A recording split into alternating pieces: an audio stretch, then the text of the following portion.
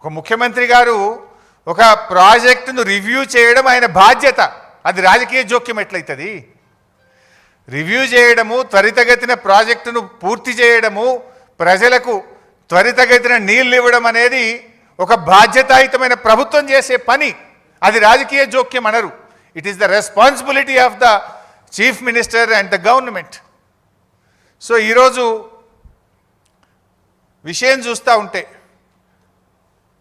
ఈ రిపోర్ట్ను చూస్తూ ఉంటే మరి అదైతే పూర్తిగా ట్రాష్ లాగా ఉంది, బేస్లెస్ లాగా ఉంది.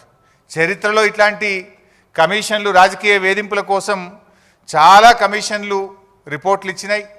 అవేవి న్యాయస్థానాల్లో నిలబడలేదు. ఇందిరాగాంధీ గారి మీద కూడా అప్పటి జనతా ప్రభుత్వం షా కమిషన్ వేసింది. చంద్రబాబు నాయుడు గారి మీద కూడా కమిషన్లు వేశారు. అనేక కమిషన్లు దేశంలో వచ్చినాయి. ఏ కమిషన్లు కూడా న్యాయస్థానాల ముందు నిలబడలేదు.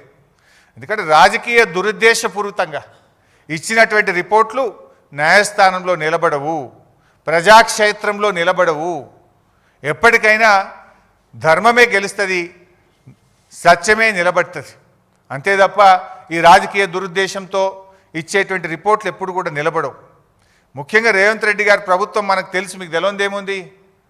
కమిషన్ల పేరిట, కేసుల పేరిట రేవంత్ రెడ్డి గారు రెగ్యులర్గా వరుస ధారావాహికలు ఒకటి తర్వాత ఒకటి, ఎలక్ట్రిసిటీ కమిషన్ అంటాడు, కాళేశ్వరం కమిషన్ అంటాడు, లేకపోతే గొర్రెల స్కామ్ అంటాడు, లేకపోతే ఈ కార్ రేసింగ్ అంటాడు, ఏదో ఒకటి పెట్టి తన వైఫల్యాలను కప్పిపుచ్చుకునే ప్రయత్నం.